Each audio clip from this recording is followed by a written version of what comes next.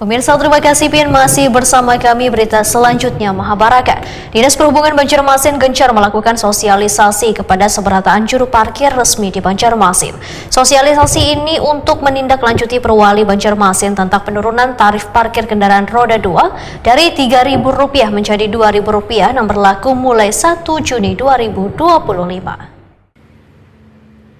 Dinas Perhubungan Banjarmasin gencar melakukan sosialisasi kepada seberatan juru parkir resmi di Banjarmasin. Sosialisasi ini untuk menindaklanjuti Perwali Banjarmasin tentang penurunan tarif parkir kendaraan roda 2 dari Rp3.000 menjadi Rp2.000 yang berlaku mulai 1 Juni 2025.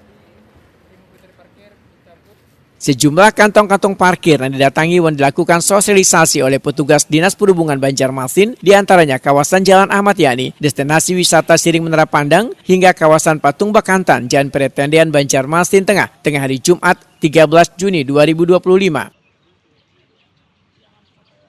Petugas sosialisasi UPTD Parkir Dinas Perhubungan Banjarmasin, Raihan Wetakuni Prima TV menyatakan seberatan juru parkir resmi di Banjarmasin dihimbau untuk mematuhi aturan wan penerapan penurunan tarif parkir kendaraan roda 2 dari Rp3.000 menjadi Rp2.000. Assalamualaikum warahmatullahi wabarakatuh.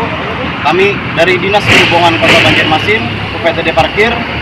Saat ini kami sedang berada di kawasan parkiran wisata Bakantan, Kota Banjarmasin.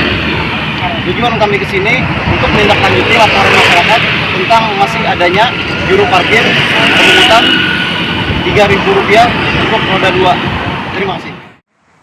Kepala UPTD Parkir Dinas Perhubungan Banjarmasin Umar memedahkan tujuan sosialisasi ini adalah untuk memberikan pemahaman kepada warga bahwa ini masih ada yang salah persepsi terkait perubahan tarif objek retribusi parkir tersebut. Untuk retribusi parkir dilaksanakan di atas lahan milik pemerintah yang kaya badan atau bahu jalan atau tempat khusus parkir.